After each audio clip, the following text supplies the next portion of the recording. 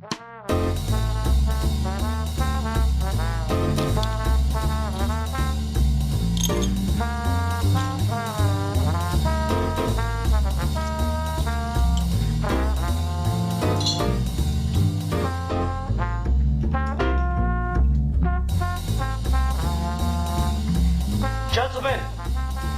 the time has come once again to discuss things.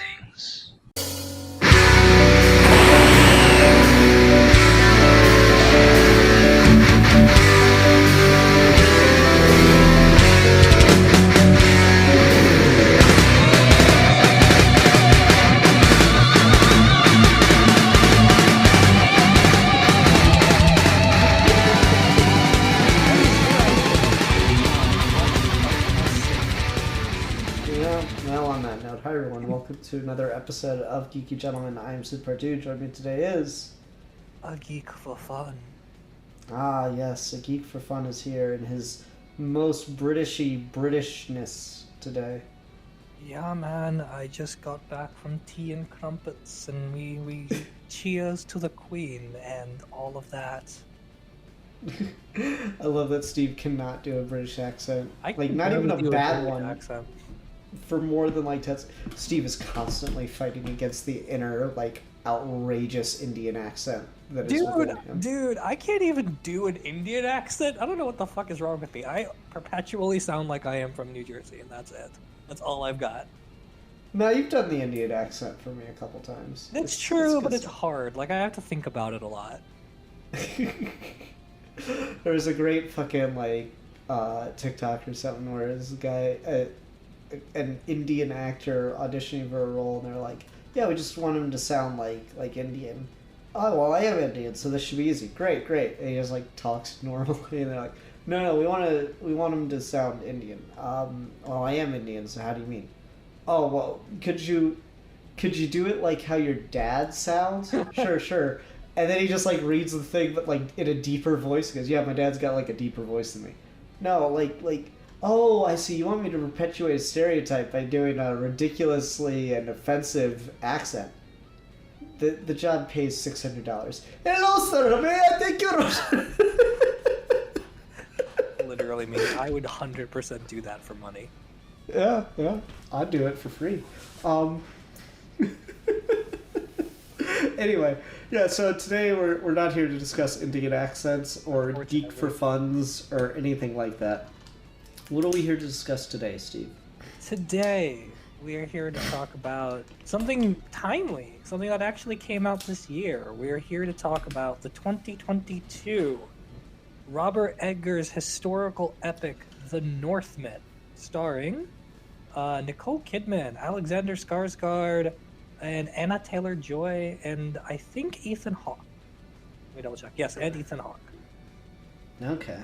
Yeah. That's Skarsgård? Damn. Yeah. Alexander Skarsgård got fucking jacked for this role. He said he ate something like 6,000 calories a day, had to stuff food in his mouth like literally every hour to keep up the fucking physique for this movie. Because it's a pretty insane physique. But yeah, no, this is the third movie by director Robert Eggers. You may know him from such classics as The Lighthouse, where Willem Dafoe and Robert Pattinson say what to each other for 2 full minutes, and the horror masterpiece The Witch, in which a goat nearly killed someone both on set and in the film. So that's who we got here. It just came out this year, back in like February or March, and then did really, really poorly because no one went to see it, and immediately did better on streaming when it came out like earlier this month. Interesting. You know, it's funny because I've seen The Witch and horror masterpieces, not the words I'd use, but the horror might be as in a horror to watch. So it was, yeah. I was not excited going into this because I vehemently dislike The Witch. I think it is supremely overrated and just like bad, fucking pretentious nonsense. I don't like films like that at all. They annoy me and they just bother me fundamentally. So I was like, oh no, we're going into this. But while I do think it's longer than I'd like, I had to pause it at one point, like, with that, gosh, how much more of this movie is there? Oh my god, there's still an hour? I'm not even, like, halfway through yet? Fuck! kind of moment in it. I did find myself overall enjoying it. It's not my favorite thing. I didn't hate it, though. There's things I would have done differently. It certainly makes choices in the beginning that kind of, like, put you in a place. Because I was like, you know, mere inches away from, hey, maybe this movie will be actually really fucking cool, when he, like, caught that guy's spear and threw it back over the wall. That was fucking hype, yeah.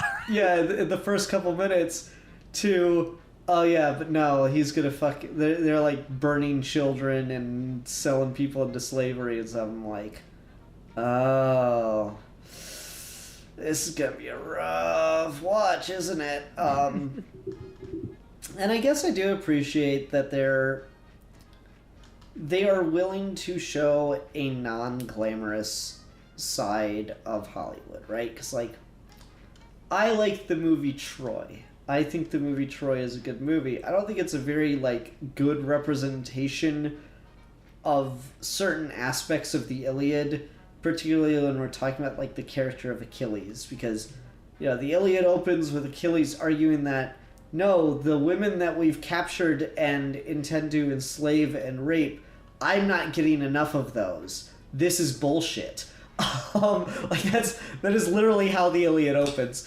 And yet, fucking Achilles in Troy, Brad Pitt's all like, the woman, the priestess, I want her, but only if she wants me back.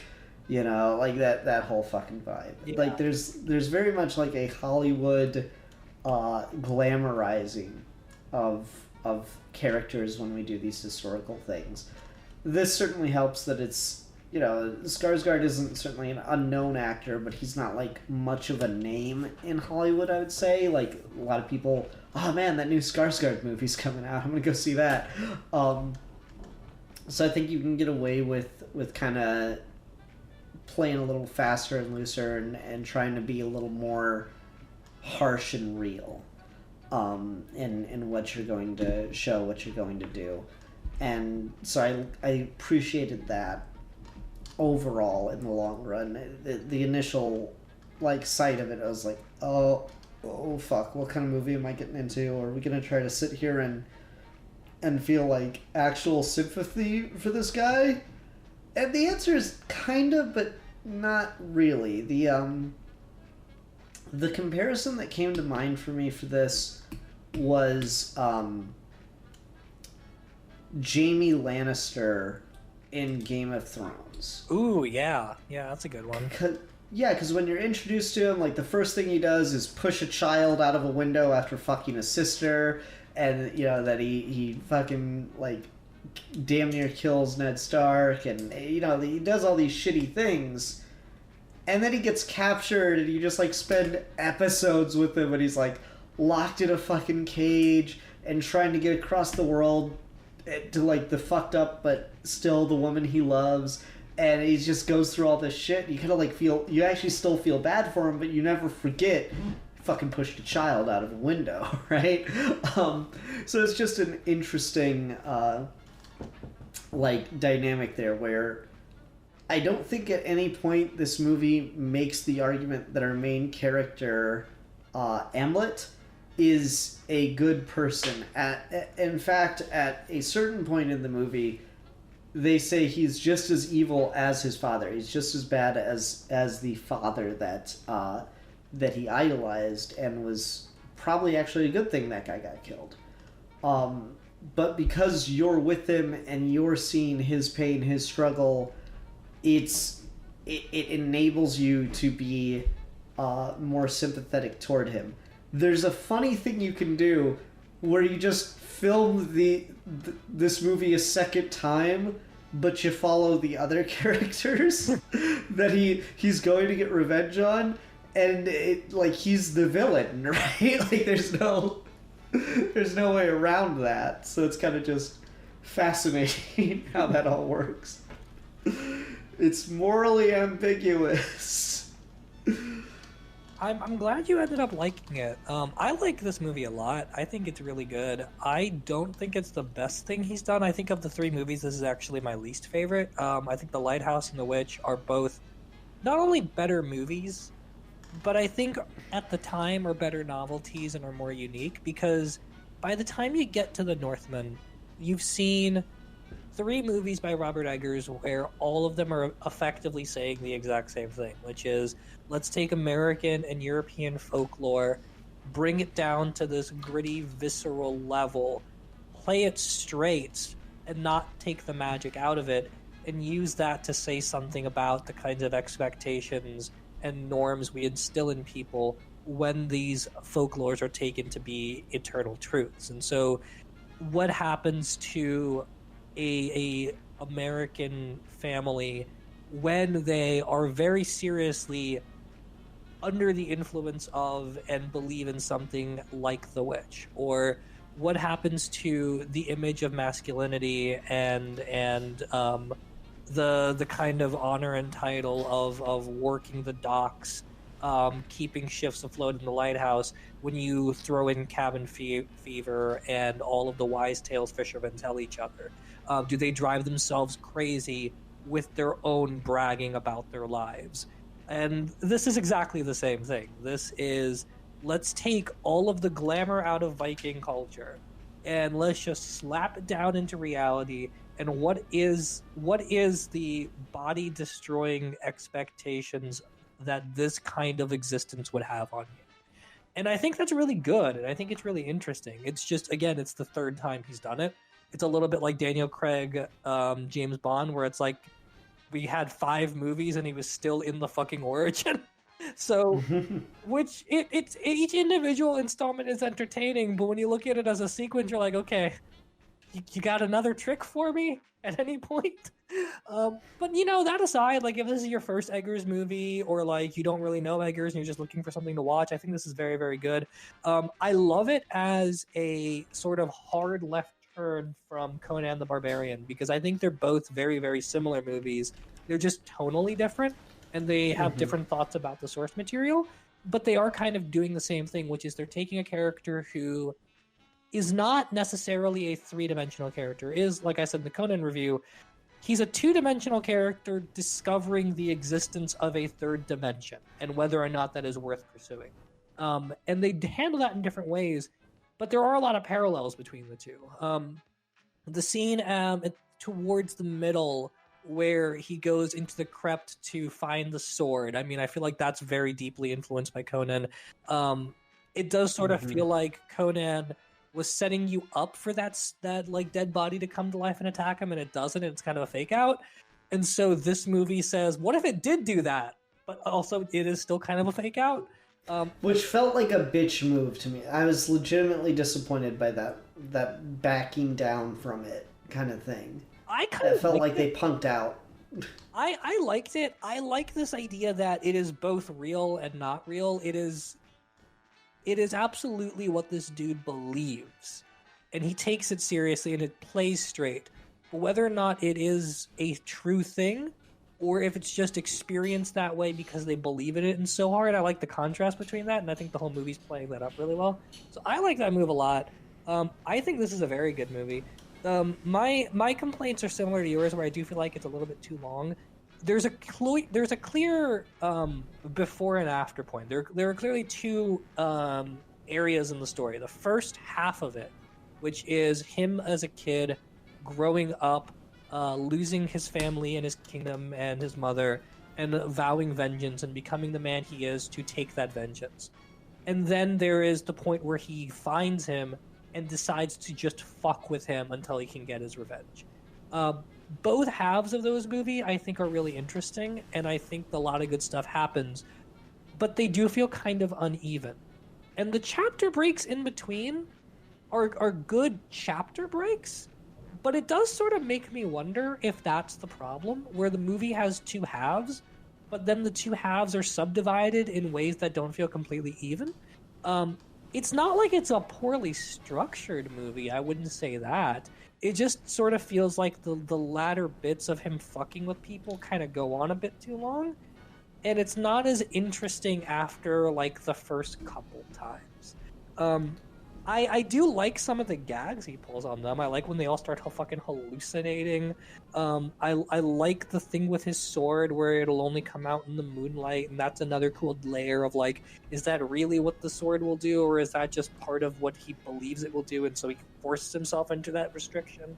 I like the performance of Ethan Hawke as the dude literally just slowly loses his fucking mind.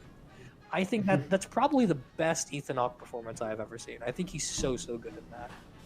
If there is like a standout actor for me, it is probably him. The weakest link for me though is honestly Anna Taylor-Joy. I feel like she's just kind of here, and I really don't know what she brings to the table here, and I don't think she really does anything from an acting perspective that feels like it stands out.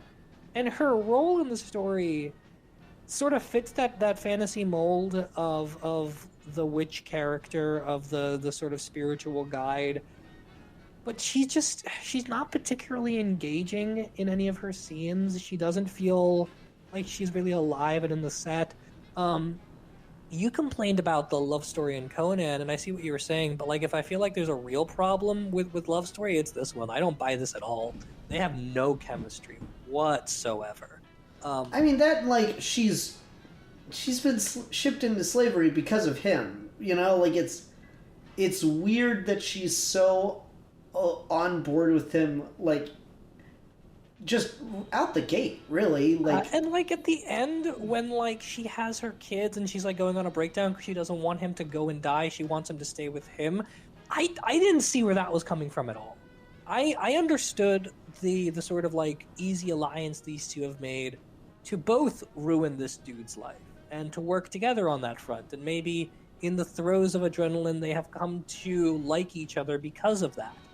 But the idea that she would just like, oh, I'm pregnant now, let's fuck your revenge, come on, stay with me, get married, raise these children, I didn't buy that at all.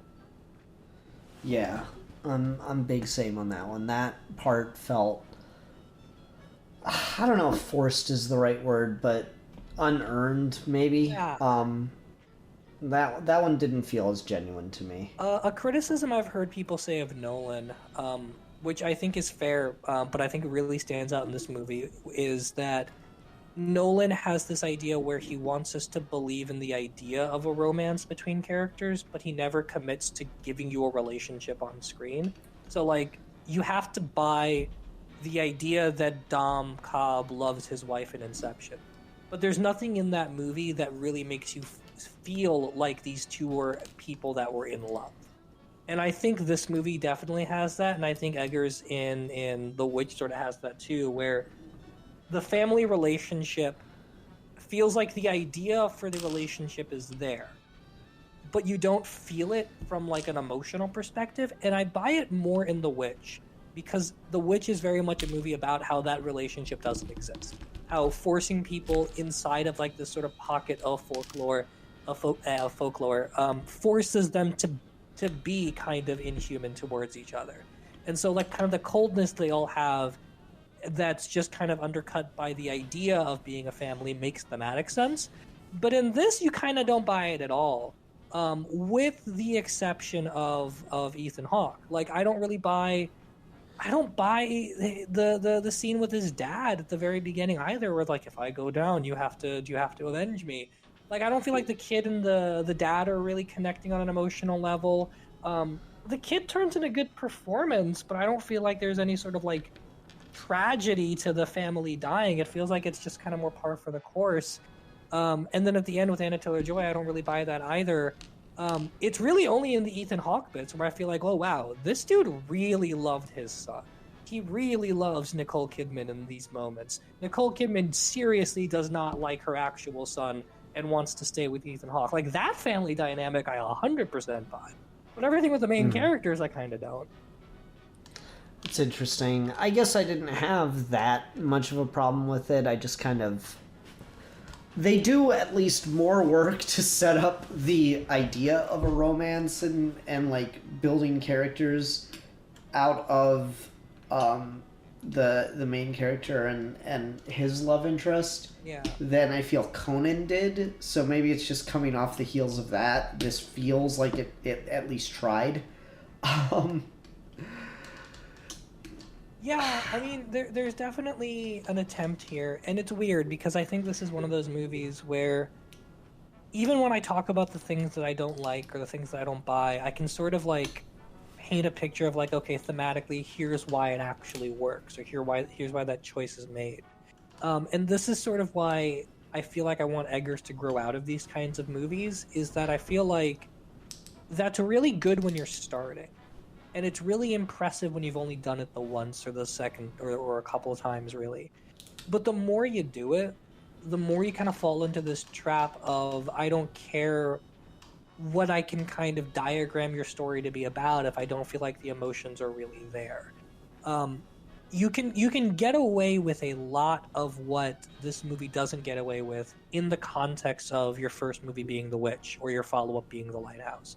But by the time you get here, I feel like you do need to work a little bit harder to say, not only is this what I'm trying to say thematically, but here's where I'm connecting to you emotionally. And The Northman never particularly feels like an emotional experience. Interesting. But yeah, I mean, I don't know. Sorry, go ahead. I don't know. The emotions kind of come and go for me. Like, I guess the thing I liked about this the most is just that the reveal that the story is more complicated than he wants it to be, and than we're used to in these types of movies. Like, at no point in Conan, at no point does it feel like, maybe what he's doing isn't the right thing. You know, like, you're 100% with Conan, and you're meant to be throughout everything. He is, by and large, a moral, like, paragon in a land of savagery. Mm-hmm. Whereas I love the turn when he goes to see his mother. And you just get that fucking bomb drop of, no, I hated your father. I was his slave. How quickly I became a princess again when he took interest. But I was shipped over. You believed the lies, the fairy tale I told you to cope with the life I was living under a cruel slaver, a savage, a murderer. And just the idea of, like, seeing the father character only through his son's eyes. Like, there is not a scene of that father, as briefly as he's in the movie, there's not a single moment where you're not seeing him with his son present, you know? And that was the like, well, I guess I take that back, because there is just one scene with him and his wife. But, like, so much of that, you were just seeing that man through his son's eyes. And you did, like, this... If the movie never asked you to question it, you never would question whether or not he is a good, upstanding king. You know, he's coming back from battle, but it's, like, vague battle. You know, you don't know what they were fighting against or for. It's just, you know, the war. It does such a good job up to that point where the mother makes that reveal of kind of keeping you to what you're used to. And then just the reveal that, no, not only is our main character very morally complicated, there's a solid argument to be made that he is just a bad person who only wants bad things and is like inherently selfish. All he wants is revenge and for his like children to live on and inherit the world. Like that's really all he's out for, and if not for the movie doing the work to make you question his motivations, you probably wouldn't have otherwise. And that was the thing that stuck with me and I found the most fascinating throughout this. Yeah. Turn in the middle of the movie when he goes to save his mom and she just reveals all of this information about like no, he raped me, that's where you came from, that I feel like I'm actually loved here, like all of that is so good, and it's a really chilling performance from Nicole Kidman. It's interesting how much this movie kind of works to give you a very basic idea, which is the fantasy we have about Vikings and about this image of honor and masculinity, how quickly that falls apart even within its own context, because you're doing the story that is very, very meticulously researched, that is pulling on a lot of references, that is trying to be as real and as true to this as it possibly can, and within that revealing all of the faults in the system. And you do kind of get this sense that like in the beginning, his dad dies, his kingdom gets taken, his mom gets taken, and he's on this vengeance quest. But by the rules of the world he's in, he's kind of just accepted that. He's never thought about this idea that like he could just choose not to. That from the first second we meet him, he's told that like if I die, you must avenge me. And his mom is like, he's got a soft heart, and so like that night they have to do that ritual, and he like does that weird dog growling thing with his dad when they're with Willem Dafoe the witch, and like they're trying to man him up immediately, and he never gets a chance to be anything but this. And so he grows into Alexander Skarsgård and goes on his vengeance spree, and he never even entertains the possibility that he doesn't have to do this. And so there's a kind of like dispassionate, non-emotional thing here where it's like, nothing personal. You just killed my dad, so I have to kill you. That's just the rules. But the movie really works hard to show you can't have that dispassionate outlook. You can't have that sort of honor-bound system that says this is just the way the world functions, because it's always going to bleed over into these emotionally devastating situations where you are just fucking over people's lives in a way that doesn't as neatly fit into this honor system that they've designed for themselves. Like, they're so honorable that if your dad dies, then you have to avenge their death, but not so honorable that you were above murdering their children and mutilating their corpses, you know? Like, it's a really interesting tension there, and I really like that. And I like the sort of mix of superstition that gets sprinkled in throughout that, where I mean, you have the sword that only comes out at night. You've got the stuff with the witch, or is she a witch? Whatever she is, and like her like trying to fight back on the king by throwing. My reaction to the witch: is she a witch? Whatever she is. The way she like resists all of having to sleep with the king and stuff. Like there's a lot of like old worldly superstition stuff kind of baked into the expectations and the things they're doing, and I really dig that. Even to the extent that like he's a good slave and he defends the family's kid and he like gains their trust and he gets granted a wife and gets more responsibilities. Like there's a system in place here that's pretending to be civilized but is anything but, and I really like that. Man, that fucking sports scene is the most brutal. Where's that sport gone, huh? Fuck bringing back jousting. Let's do that again. I was really confused at what the fuck the objective of that game was, aside from just running everyone over. I think the objective was, let's watch people beat the shit out of each other. No. But pretend there's a goal. Beat the shit out of each other. They're not people. Yeah, you're right. Man, that fucking prince got like so into it and fucking like ran to go play and get them a win, and I'm just like, man, he's not being a good nobleman. Why is he getting his hands dirty for? What the fuck? I really do like that scene. That's one of my favorite scenes in the movie where like the kid shows up and just gets fucking bodied. Right? Like, dude, what was that slave thinking going after that fucking kid? Holy shit, what an idiot. I love it. I really like that. All of the fight choreography, even when like in like sillier moments like that, I think in this movie is really good. Even the fake out scene with the sword monster thing, I thought that was a really cool fight to watch.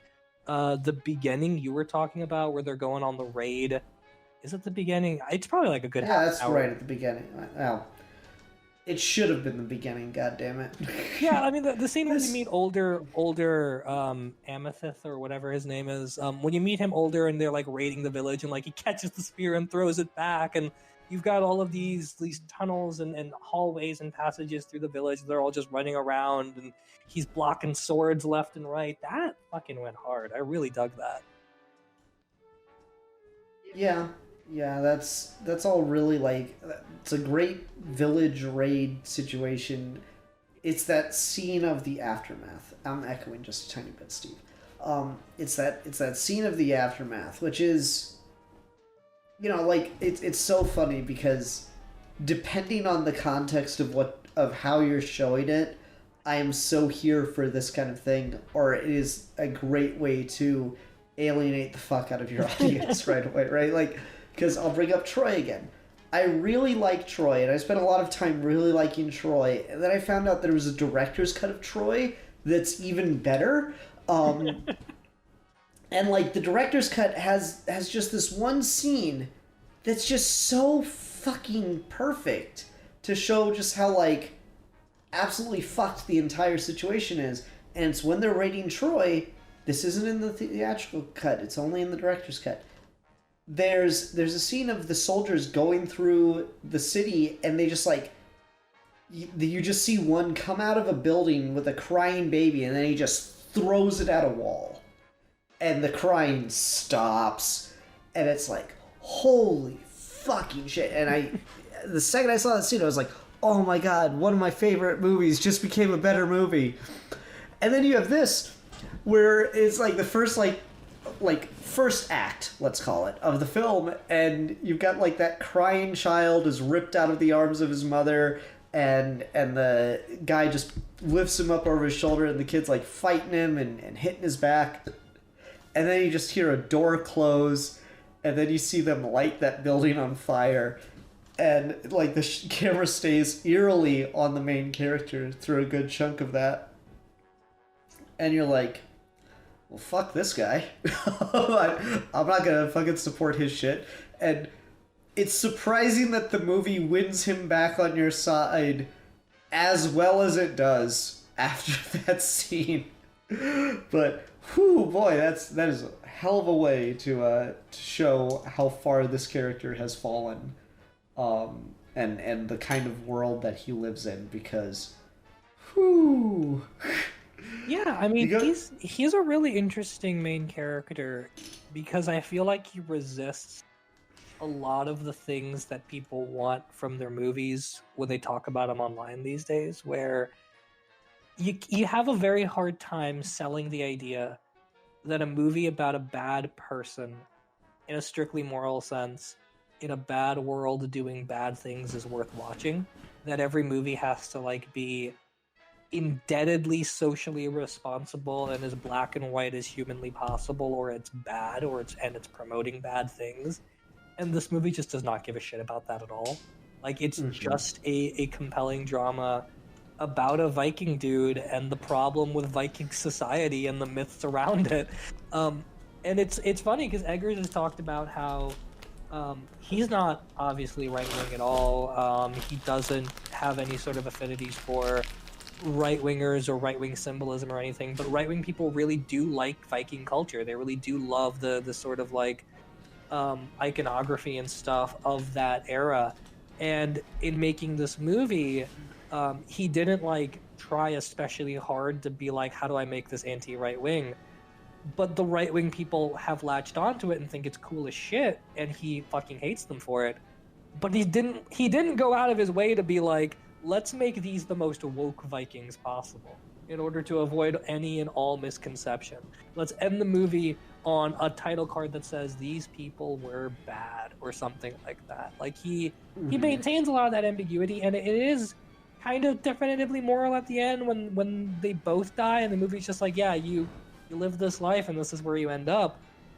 But it's still compelling about it, and it's not trying to like take the bite out of it by sanitizing any of it, which I really appreciate. I don't know. That's an interesting question, because generally, when the neo-Nazi guys say, "Oh man, I fucking love this movie," that's a red flag for you as a creator, right? Like, you don't want to be on that side of things, but also you don't want to compromise the art in and of itself. And I think there is, because, like, all right, you know, we've both talked about the spear throw scene and that whole raid on the village. Like, up until the aftermath of it, I think that it's hitting on that very, like, masculine appreciation for violence, kind of getting into that Clockwork Orange vibe of like, just when you're young and a boy, you just want to fuck shit up. You just have this urge to destroy things, and just violence in and of itself is cool. And, like, yeah, people are getting hurt, but it's violence. It's fine in a sense. And then the aftermath scene immediately undercuts all those ideas. Like, the way that the movie seems to be building up into that point is like, oh yeah, and then he went out and became the most badass of the Vikings, and he's just a fucking, you know, machine on the battlefield, and like a force of nature. And like it feels like you're kind of going for those vibes, like that very Frank Miller-esque, like you could put Frank Miller narration over that scene, right, and it would work. But then that aftermath scene immediately undercuts that and immediately shows just how horrific these actions are, because it's the violence continues, but all of the cool factors immediately sucked out of it, you know? And that was just fundamentally interesting. So the movie kind of continues that and continues to show just the nature of the inherent problem with living or building a society that is so fundamentally connected to idealizing violence and death. And it just shows that in the end, no one wins. There's only tragedy. And that was really interesting. But yeah, it is unfortunate that the right wing, of course, just got into it and likes it. I don't know what you do with that. Admittedly, like, the right wing seems to be so starved for content that they'll like anything that even vaguely makes them look cool for, like, a scene. Because I was surprised to find out, like, the right wing really likes American History X, even though it's expressly against those ideas. Well, but I mean, that's the thing, right? Is like, what the fuck's the dude's name? I don't remember who it is, but there's someone who said, like, you should never make movies about the military, because no matter what the movie is about, the military will look cool as hell.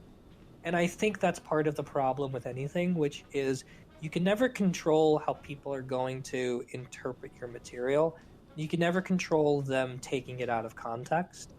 And so you think about people like the Thin Blue Line guys who use the Punisher skull. And there's all of this pressure on people to be like, the Punisher comic should denounce this, or let's show them the scenes from the comics and the movies where he's like expressly against these sentiments, or like this is what the character really means. But the thing about it is, people who put Punisher skull logos on their trucks and on their t-shirts are not reading Punisher comics. They don't give a shit about Punisher comics.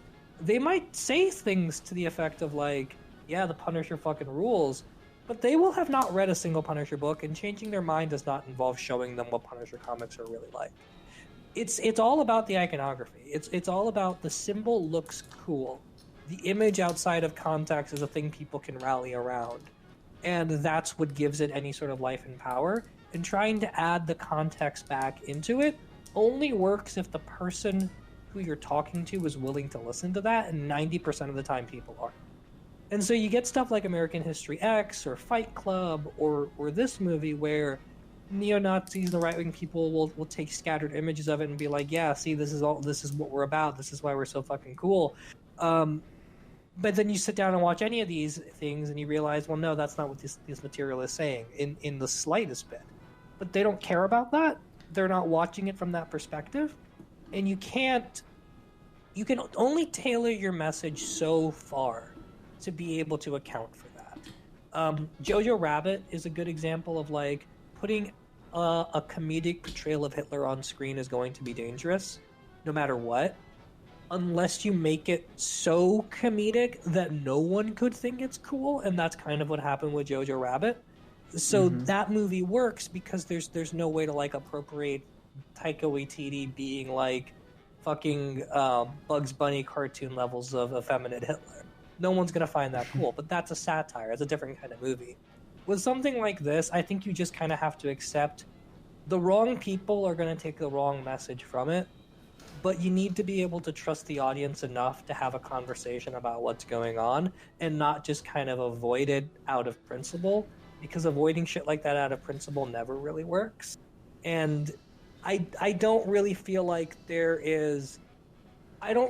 Robert Eggers as a writer-director has any moral responsibility to like own up to neo-Nazis using his image, because fuck them, right? Like I don't really think that there's a problem with that.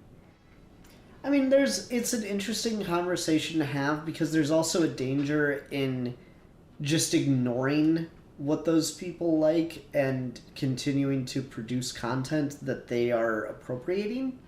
Only if you are knowingly doing it in order to appeal to them. So you can criticize, for example, we can criticize Disney all day for not cracking down on the copyright infringement of the Punisher logo, because they easily could and leave right-wing people without a symbol, but they won't. You can't, however, say, let's stop publishing Punisher comics. One solution makes a lot of sense and actually takes the wind out of the people's sails. The other one is purely performative and doesn't actually matter, because the people with the symbol are not reading the comics. Publishing the comics is not the same thing as protecting the copyright of the symbol. This is sort of a similar thing where, like, there's nothing about this movie on its own that I feel like needs to censor itself to not be taken out of context to an extreme degree, especially because it's a movie that is morally gray and it's trying to be morally gray and it's trying for you to think about things that are not black and white. The responsibility comes after the fact, which is you don't want to then double down on this and make more things for those people as if they're your audience. And I don't think Eggers really does that. I think all of Eggers' movies are pretty clear in that the folklore that people gravitate towards that he makes movies about are things that he's criticizing. And the second he starts making a movie that is just the cool raid scene and nothing but the raid scene, we'd have something to criticize, but I think he's yet to do that. I think that's fair. I think that's a fair point to say. What else is there in this movie that was worth getting into? Sorry, go ahead. It took me a long time to realize that the eldest son was the baby we see at the beginning of the movie. Oh yeah. Yeah. Like, I'm just sitting there watching it, and it's the scene where he like tells him that, you're still gonna be a slave. Don't forget that you're always a slave, but you're gonna be given extra, your work will be lightened, and you'll supervise others now, for your loyalty, yada yada. I was sitting there and watching that scene, and I'm like, look at Haley, I'm like, who the fuck is that guy exactly? And she goes, oh, it's the firstborn son. Well, he's too old to be the firstborn son. Like, that's the redhead kid. Who the fuck is that? Oh, it's the baby.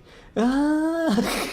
Did the names... Because I have this problem where if I can't, pronounce the names, I can't remember who's who. But did the names kind of throw you? I mean, honestly, the only reason I remember any character's name is the main character as Amit, because, and I did this mental trick in my head, it kind of sounds like Hamlet, and that's kind of the vibe going on in the movie.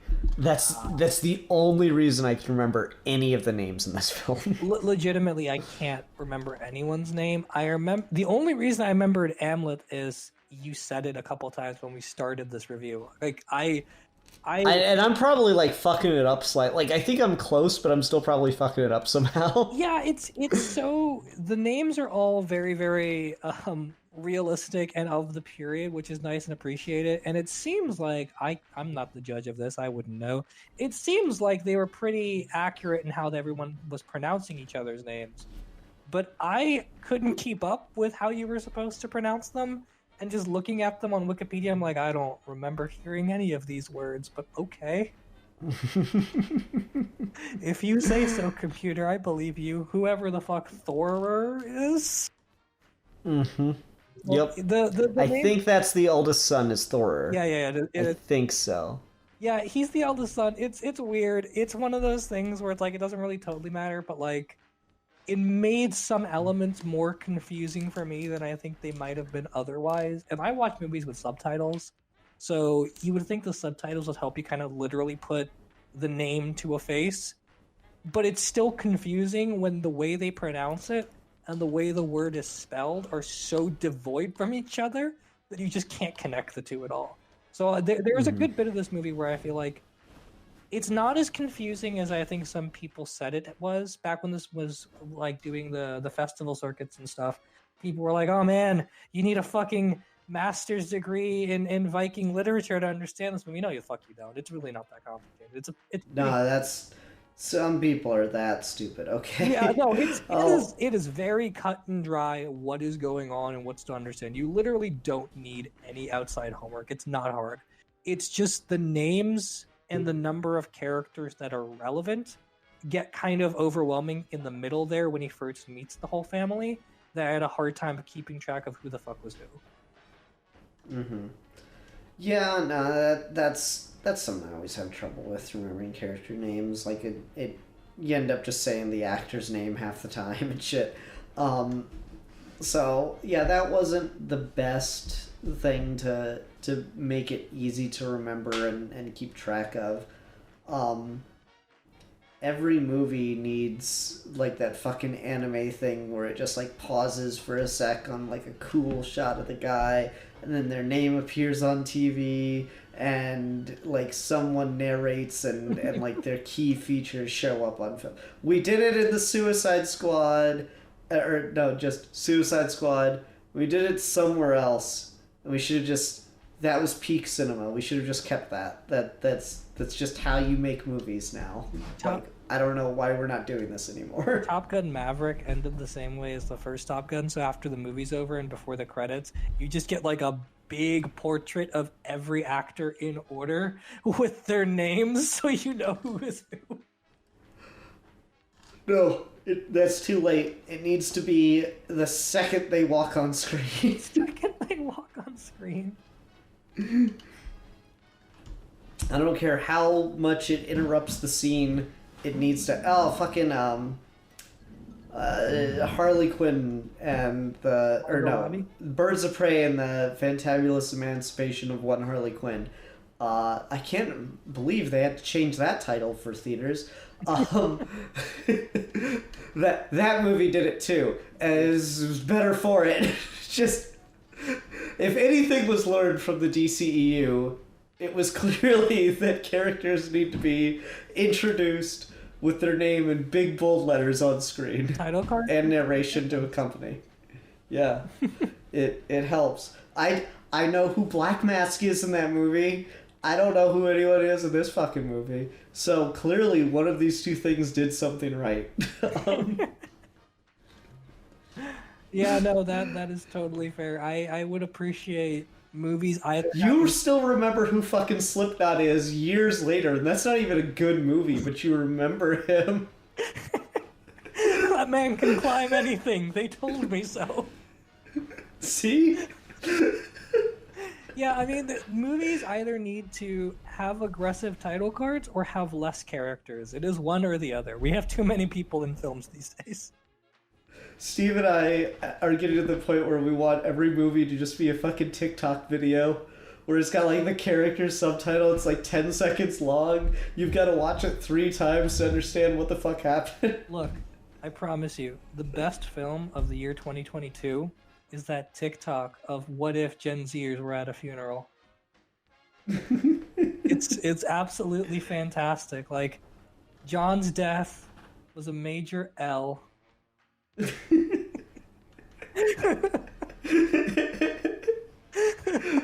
No cap. No. This is the saddest I've ever been.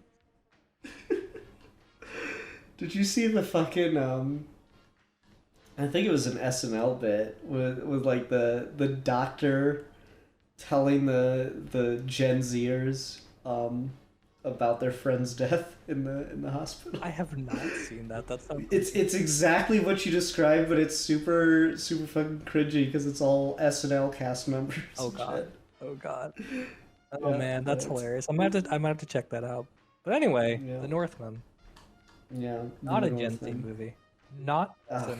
I mean, it came out in the era where Gen Zers can watch it. I think that counts. That's true. That's This true. is gonna be some Gen Z kid's favorite movie, and it's like, I know it's super problematic, guys, but like, hear me out. Oh, sorry, I didn't mean to gender you. I'm so sorry. Oh my god, we're gonna get so canceled. One Good. I need thing. the publicity.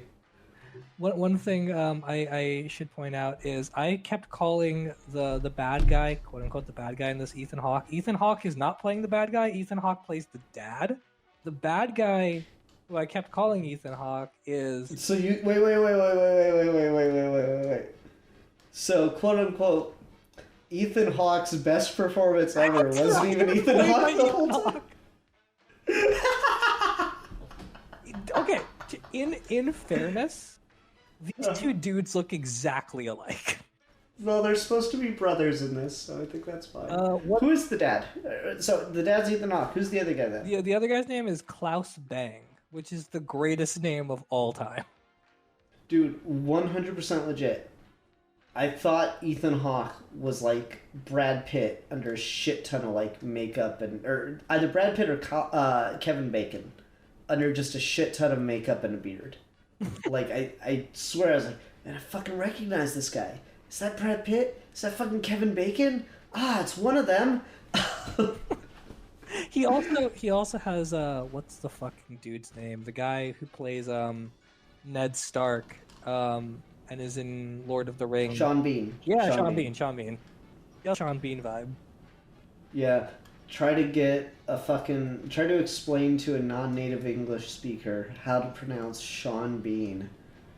That is an absolute bullshit name. It actually is, and I never thought about that, but it is. Sean Scene Bean? Scene Bean? No, Sean Bean. Sean Bond? Scene Bean makes so much more sense. Scene Bean. Yeah. Let me ask you this. Did you have a particular part of the movie that was your favorite, or a particular thing about it that really stood out to you as the best thing? So it would either be the raid scene, just because that fucking spear catch was like legendary. Dude, Like, I know I talk about how like the scene afterwards like undercuts all the cool factor, and it does, but just that initial like, oh fuck, that was dope. that's like an ASMR equivalent in a GIF, where like the motion is just so perfect, it's so satisfying to watch. Yeah, like, because, you know, fucking, like, in movies when they're, like, block arrows or something, like, it's too unbelievable. It's too, like, obviously, like, cut and shot a certain way to make it look good, and it's not real. The fact that it's just one fluid shot the whole time, and, like, he clearly actually did that, or if it's CGI, it's fucking amazing CGI. Like, it's just so perfect. Oh yeah, no, it's Yeah. ridiculously satisfying. It's like a fucking dance number. So it's either that, or it's the fight in the cave with the sword. Oh yeah, but like both of those have the caveat of like the one's immediately undercut by intentionally by the film itself, and the other one feels just like a fucking cop out. Like it's weird, right? Because it's such like a magical and like mythic moment, and it's just like, no, this just fucking world they're in. Just this shit just happens, and I'm like, dope, yeah, let's go with that. But then it's undercut by like, oh, but did it really happen? But then like 10 minutes later, or not even that, like 5 minutes later, he tries to use the sword and it won't come out because it's daytime. And like, okay, so fucking magic applies. What? Like he just, oops, I can't get it to come out right now? Is that really what you're gonna go with? Well, I mean, I don't know. Think this guy's... I mentioned this earlier. I do still really like that because it is kind of playing up that tension of, is it real or is it not real? Is not as the question as much as it's, if you believe that these are the rules of your universe, then this is how you're going to perceive what's happening. So, like, it doesn't matter if the sword is magic or isn't. He believes it won't come out in the daytime, so he treats it like it won't, even if it's that moment where he's like trying to do it in the daytime. Like he's psyching himself into it, kind of like Moffat Dracula, where he's afraid of the sunlight, but the only reason the sunlight is his weakness is because he's told himself he's afraid of the sunlight. And the sword scene is a really cool is a really cool way to set that up, because he believes in this magic sword. He believes in the expectation of it being guarded. He sees this moment where he has to fight for it, and then it's immediately cut and he just grabs it. And so you have that sort of hard cut for the audience of like, is this there or is it not? And then you have the reality of the character where it's, regardless of whether it's true or not, this person vehemently believes that these are the rules that they have to operate under.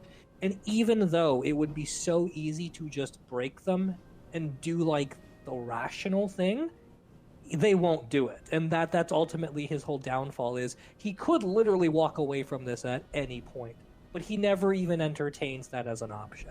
And I think the way it relates to the magic stuff there is actually really interesting, where just like the magic could really not be there and he could just, do the convenient thing, he won't, because he just believes in it that much.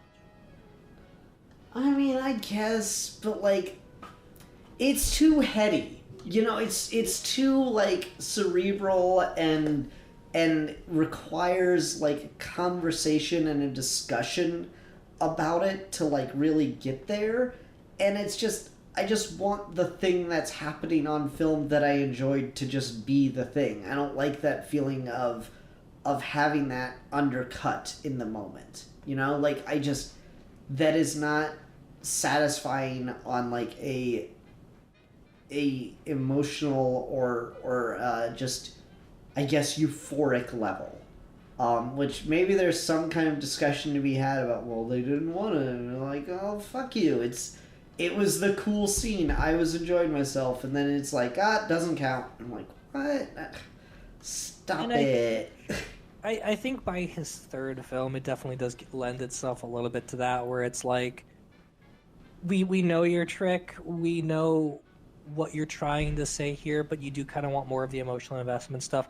When you see it in The Witch and you see it in The Lighthouse and pull the same sort of thing, it works because you've seen it so rarely, but by the time you get to here, it does sort of feel like I don't think it ever works anymore, or you need to do something new.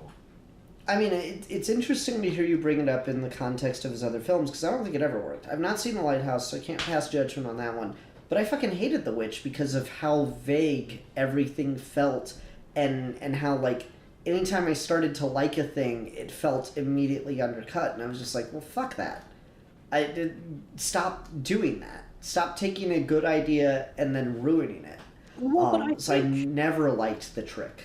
I think part of what it is I really like films and art in general where having to talk about it and having to think about what the relationship is between me watching it and what it is part of the experience. Like, I think that's actually a very good way to use these mediums to convey ideas, and I don't really need the reality of the fiction to I don't need it to really satisfy its own rules or play by that world. Like, this is why fantasy stuff usually doesn't like appeal to me, because it's too much about just the lore and the rules and the plots and the cool things you're watching. I like stuff where it's asking me to think about why did you do that. What's it called? Killing of a Sacred Deer is a really good example as a movie where my friends watched it at one point and they're like, "This movie's boring. It's awful. It doesn't make any sense." And so I watched it one day by myself, and there's a lot of stuff here where it's like, why does no one talk like a human being? Why is it shot in this really weird way? Why are there all of these like weird zoomed out angles and stuff? But the more you think about all of those choices being intentional, and the more you realize, oh, the reason no one talks like a human being is because this is a movie about how no one is connecting to each other as human beings. The reason everything is so zoomed out is because you're always at an emotional distance from everyone all the time. The reason you have those weird sort of camera angles is to make you intentionally feel like something is off here, and it wants you to think about why it's off. And I really appreciate when movies and art in general does that. So things like The Witch and The Northman and The Lighthouse, where they're all trying to say, where we're trying to interrupt your enjoyment of the thing so you think about what you're watching and then potentially enjoy it on a different level. I really, really dig that. But my problem is just... I would agree with you, but I think I only like things like that when they don't interrupt an initial viewing. Like, I like stuff like that when it's in a movie and you don't necessarily notice it the first go round. It's only on repeat viewings that you pick up on those kind of things, and I feel that helps deepen and invest me in movies more. But like, if it requires you on any level to get that invested in that that deep into it just to understand what's going on, understand the movie on any level, I don't care for that. Well, I mean, I think that's why I like it, is I feel like you can't... I don't feel like there is a superficial way to engage with this movie, and I think that's why I appreciate it, is like, you have to... The only way to like really watch this and feel any kind of like entertainment value from it is if you are engaging with it on that more like craft level, trying to figure out why are certain choices being made here, why does this get undercut here, what... The movie is always calling attention to itself, trying to ask you to like figure out what's happening. And I really like that it's one of those things that isn't just like a passive viewing experience, because I think there is a lot of stuff out there that is kind of just fodder for that. Conan the Barbarian I still think is a very good movie, but that is definitely also a very passive movie where it is just what you see is what you get with Conan the Barbarian. This is not that, and I appreciate that, and I feel like there's definitely a space for doing more of that. There is a way to take it too far. I think Nolan especially takes it too far, where it's almost like every one of his movies is... he wants to feel like he's the world's smartest man giving you a puzzle box to solve.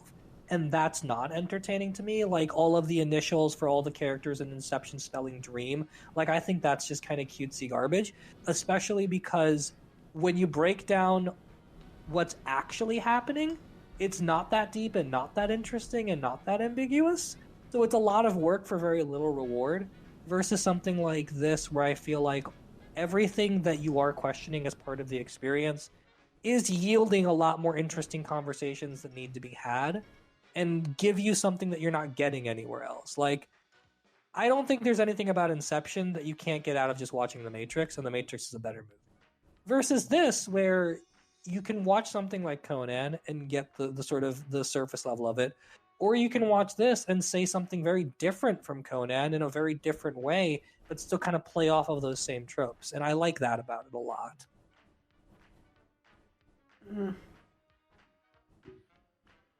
I mean, I guess if that's the kind of movie you enjoy, that's the kind of movie you enjoy, but I do not care for doing anything like that. I just don't care for that approach.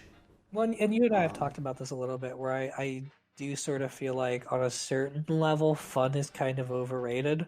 I do think there's a certain degree where I think people are sometimes, and not you, but just in general, I think people are too preoccupied with like am I enjoying myself on a very sort of superficial level when they're engaging with any kind of fiction. And the moment you take it to even like the slightest degree up to talk about it, they resist and say, well, no, I just thought it was fun. And I hate shit like that. I hate conversations like that.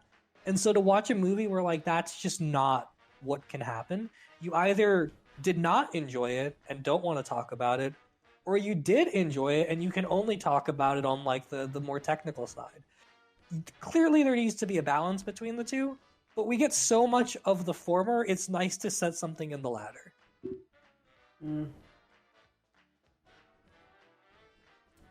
Yeah, no, I guess I get where you're coming from. I don't necessarily agree, but I can't really formulate an argument against it. What do you think is probably the worst thing about the movie? Probably just the length. Yeah. Oh, wait, okay. No, I take that back. One specific shot, okay? All right, what you got? When he is on the verge of death and he's being carried away by the Valkyrie, but he comes back to life and wakes up in the pool, or however you want to interpret that scene. And you get that shot of the Valkyrie really close up on her face as she like opens her mouth and yells. You remember that shot? Yeah. You know the shot I'm talking about? Yeah. Okay. Does she have fucking braces? Like what the I was so distracted. I did not notice, but good question. Like if you go watch this movie again, look at that shot very closely, and I don't know if it's like a trick of the lighting or if it's just, I don't know what the fuck it is. It looks like the actress has fucking braces on her teeth, and I'm just like, what? It took me out of the movie so hard. That's amazing. That's really, really funny. I didn't even think of that. So besides that, probably the overall length. Again, I can get very impatient with movies, and any time, and like this won me back more or less throughout it. After that, like I really think that after the sports scene, the movie really picks up the pace a lot better and is more engaging. It's I want to talk about something else too after I get this point out, but like it's just more engaging after that point. But anytime I've got to like stop and pause a movie and find out I'm only an hour in, I'm just like, like I'm only an hour in and there's an hour to go. There's definitely like a first 45 minutes are great and the last 45 minutes are great. And then there's a middle part that kind of needs to be there, but is the least interesting part. Yeah, I don't know. Maybe I just need to cut more movies. Maybe I just need to be a film editor and just tell the directors, no, I know you really like that scene. It's a great scene. We're fucking cutting it. This movie's too long. How long are you trying to? It's 75 minutes. That's it. That is the full length of every film from now on is 75 minutes. No, dude, I barely agree with you. I feel like we make way too many 2.5 hour, over 2 hour movies, and most of them do not need to be that long. I feel like this one probably has more necessary scenes than not, but it is definitely too long. And maybe you could recut it just by reordering certain scenes or something to make it feel more engaging, but it does sort of feel like it's lopsided between the early stuff with his origin, so to speak, and then the other stuff with him like fucking with the king that he's gonna kill. There's just stuff that happens in between that makes those two things feel very uneven. Yeah. I think it's hilarious how he like his uncle like took over his father's kingdom and then he just like fuck, I got kicked out. I got usurped. Shit. I genuinely appreciated that his dad's dying words. Your kingdom won't last. Yeah, no, it fucking came true. Because like realistically, that should be good enough like revenge for him vicariously through others to just find out. Oh no, yeah, he lost his fucking kingdom and everything. He's like fucking sheep farmer now. Yeah, okay, I guess a whole revenge plot is, well, that sorted itself out nicely. Um, Yeah, I mean, it does sort of add more to that sort of like nonchalantness about this, where it's like these are just the rules when you live in a place like this. You will be king, and you will either lose it all and die, or you'll just lose it all. There is no winning. mm-hmm. Mm-hmm. I don't know. Okay, so the other thing I thought about. You know how I said this has kind of like a Hamlet vibe? Yeah. And yeah, the uncle killed the father, his son's out for revenge and shit. Like, even more so because, like, the biggest scene in Hamlet is of course the to be or not to be, where he's sitting there contemplating everything and like whether or not he should just kill himself because of the situation he's in. But the scene that's like not remembered and not given the proper level of gravitas is the mid act, the intermission break scene where Hamlet sees the fucking rival king or whatever marching his entire army to go take over a smaller kingdom just to prove a point. And he's sitting there, he's like, yes, I'm inspired. I've been languishing in indecision for far too long. Now I clearly see the level of action that I must take. I just really got, like, Hamlet vibes from the main character. He's like, guess I'll just fuck around for a while. And he legit does. He's, like, not doing shit for a good long while in this movie. And it kind of drives me crazy for it. Like, he should just be doing a little bit more. That's all I'm saying. He should just be a little bit more proactive. It takes him a while to decide to, well, I'm gonna fuck with his kingdom for a bit. I'm like, that seems unnecessary. I respect the energy, but it still seems like an unnecessary step when you come right down to it. I'm sorry, but it does. Yeah, I mean, there's a little bit there where, like, it's entertaining to watch him just, like, fuck with this dude's life and murder his children.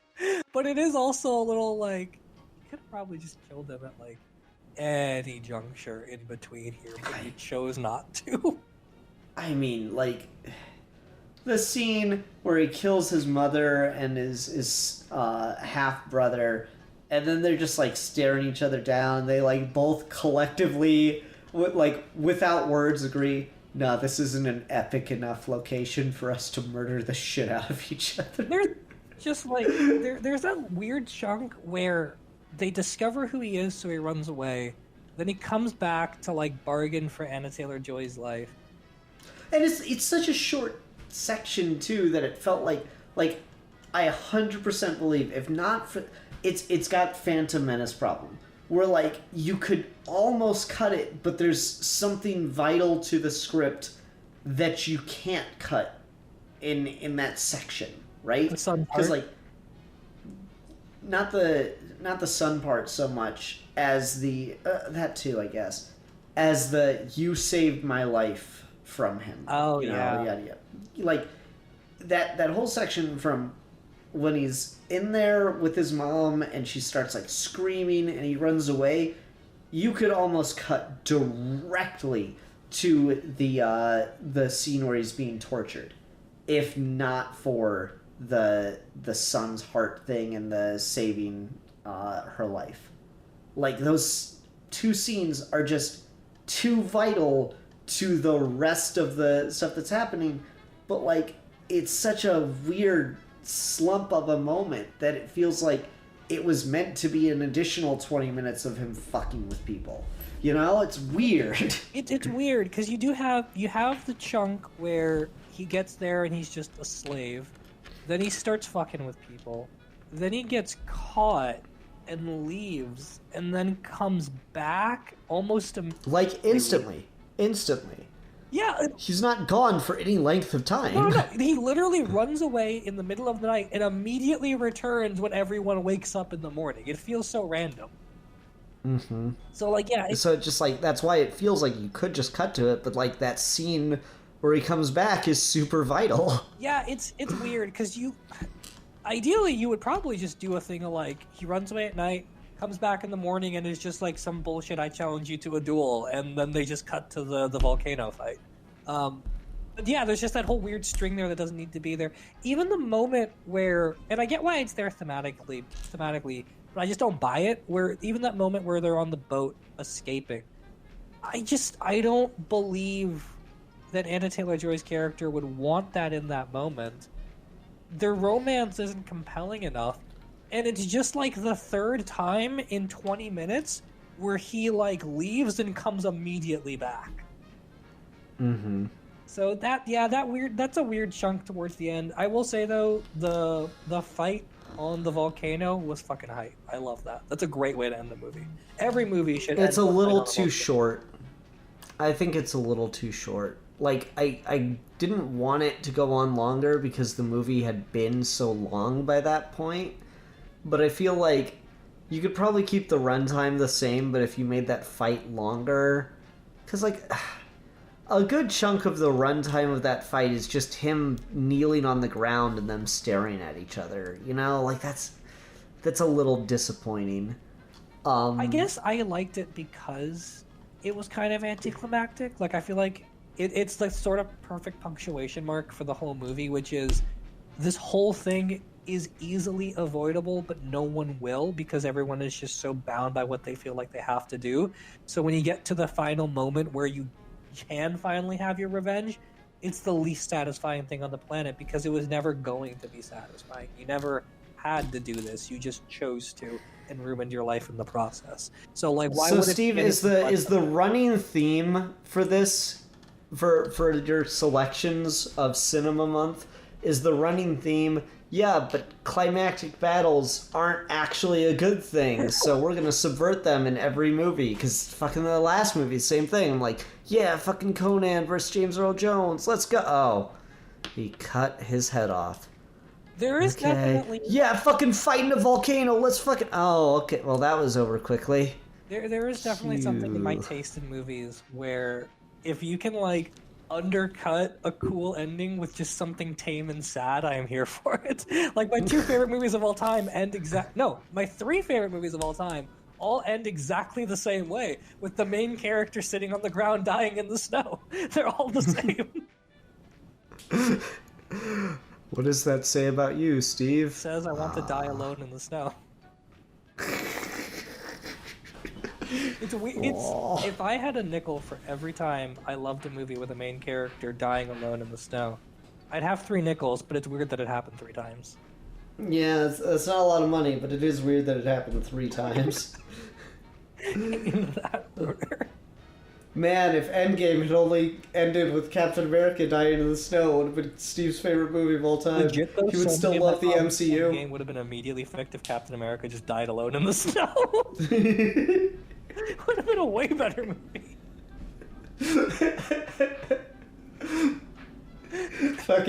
fucking Civil War with Zemo's trying to kill himself on the mountain in the snow. You're like, yeah, let's fucking go. And then Black Panther stops and like, this movie's fucking garbage. It's the rule of dying in the snow. Anytime a character dies alone in the snow, it's a good movie. Yeah, no, that tracks. Can you name a movie that's bad that ends with the main character dying alone in the snow? Did they ever make like in that like hit run of really shitty but super cheap to make, so they just instantly made money, survivalist movies like Open Water and Buried and stuff? Did they ever do one with character in the snow that just ends sad? I've literally seen almost none of those, so I have no idea. That's a good question.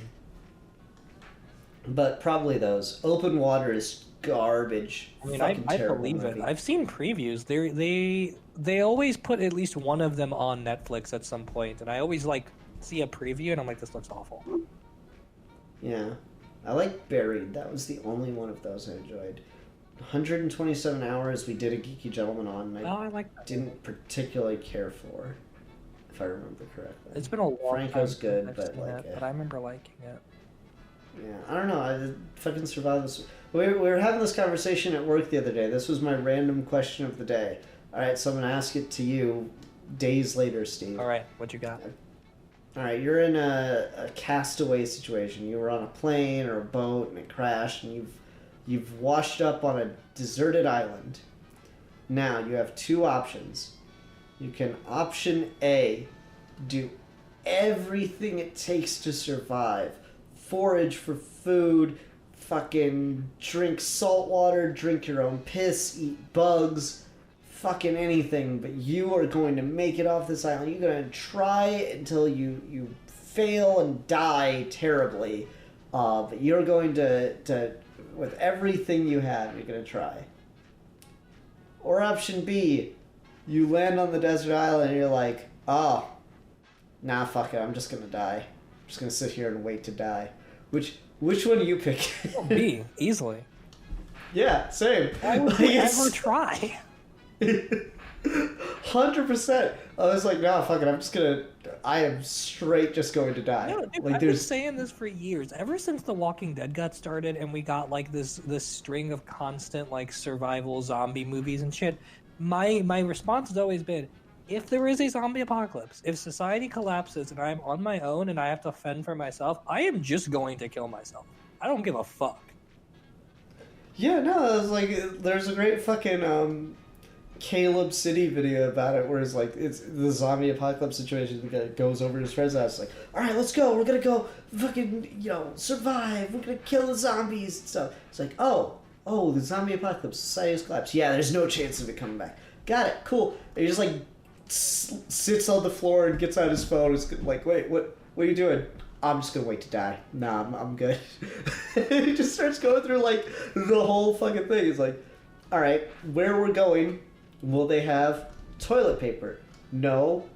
Clean water? No. Will I be able to take a shower? Man, why are you asking questions you know the answer is no to? 100%. No, I'm just fucking die. Fuck it. It's like, it's not worth it at that point. I'm just gonna die. Oh, no. Oh, but what about your family? Man, if I managed, and that's like, if something overcame me in that situation, and I managed to survive against all odds, I'm never fucking telling anyone that I drank my own pee to survive. Man, Ian, you've been gone for years. What happened? I got a little lost over the weekend. I'm never telling anyone shit about that experience. You crazy? Oh my god. Oh. So anyway, anything else about the Northman? The score is a little underwhelming. Yeah. Okay. That's kind of it. That's all I got. That's fair. It was a longer episode, especially just two of us. Alrighty. Everyone, oh shit, fuck. Steve, what are we talking about next time? Alright. So next time, continuing our trend here of cinema month with high fantasy films, we're gonna watch The Green Knight from 2021 with Dev Patel. Okay, The Green Knight. Any idea what that one's on? No, but I will figure it out and get back to you with a password. Oh, you don't have to necessarily do that. Jesus. Alrighty. Everyone, thanks so much for watching. Until next time, I'm the Philosopher. And I am not the geek for fun. And we are your geeky gentlemen, and we will be discussing things.